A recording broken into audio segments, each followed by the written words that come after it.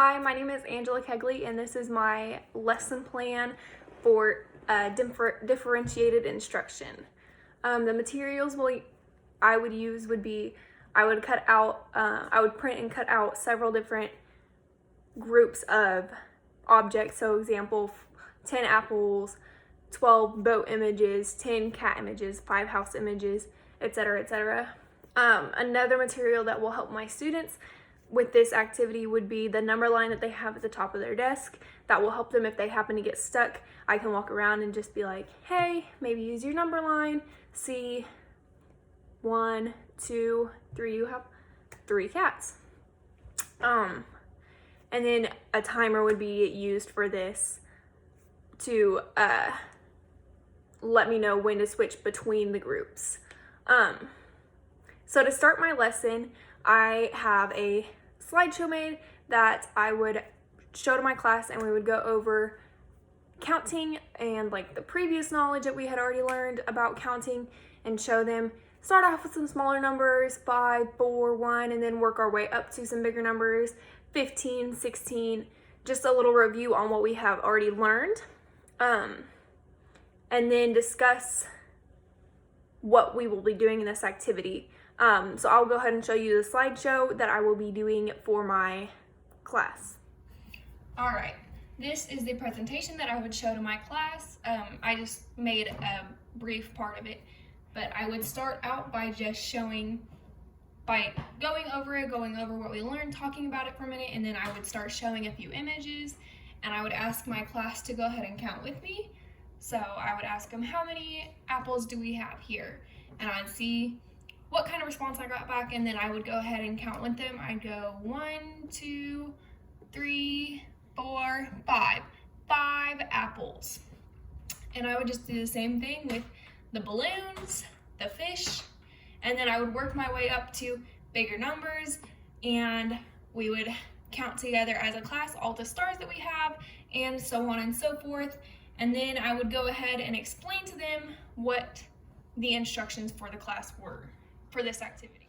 So then for the rest of the class, I would have cutouts like the images that I showed before, just cutouts that they can physically hold, and I would separate them into groups of 2, and depending on how my class was, if I had quite a few students who still were having a little trouble in the class, and then quite a few students who were doing well in the class, I would go ahead and split them up, and I'd probably pair the ones who aren't doing so good with someone who was doing a little bit better. That way the student that does have the better grasp of it can kind of help the student who needs a little more help with the counting, because the teacher will be coming around and will be checking on students, but she unfortunately can't be at every student at the same time. So I would go ahead and split them into the groups, and then pass out the cutouts, and then I would set a timer depending on how my class was and how much time they needed. I'd go ahead and set the timer, and I would begin walking around, probably checking in on those students who I know need a little more help, and see how they're doing, and maybe help them out counting the first few rounds. And then I would, if I had any that I knew was having trouble focusing or having trouble keeping on task, I would go ahead and sit down with them and help them with the activity. So after that, to see how they are all doing after going over it for a while, and even another way that we could do this lesson plan was to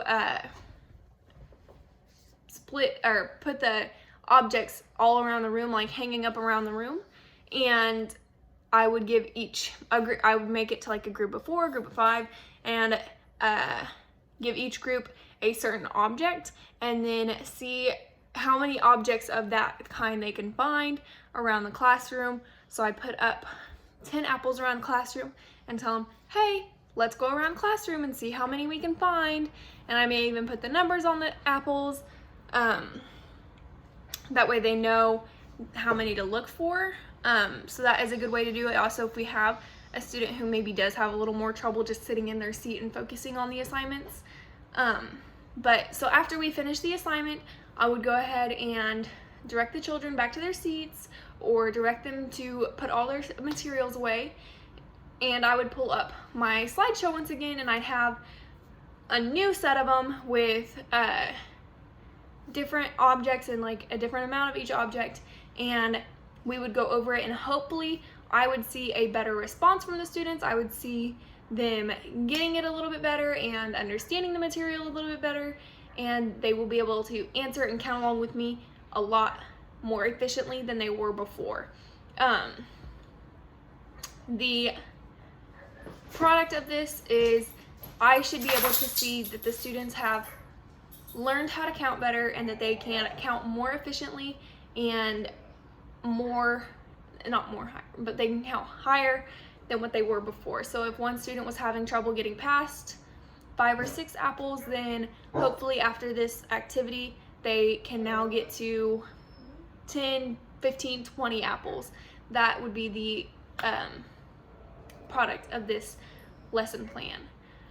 For a student like Grace, I would definitely implement the activity walking around the room, because she mentioned that she cannot sit still and that she cannot focus on an assignment that's just like pencil and paper. She needs to be doing something more than that. She likes to be really active, so actively getting up and going around the room will help out students like Grace for sure. Another activity that I would maybe do with Grace is maybe set her aside and do an activity, or maybe not even set her aside, maybe just another activity that I could do with the class as a whole would be to, instead of just handing them out the objects, I would give them a sheet with different amounts of objects and have them color them themselves. That would that would give Grace the opportunity to be creative. Like she said, she really liked to be creative and active, and it would keep her fingers like active coloring, and it would keep her creative mind focused on the paper she's coloring on. Anyways, that is my lesson plan. Thank you for watching. My name is Angela Kegley, and this is my lesson plan for kindergarten over the subject, or over the standard counting and cardinality. Thank you. Bye.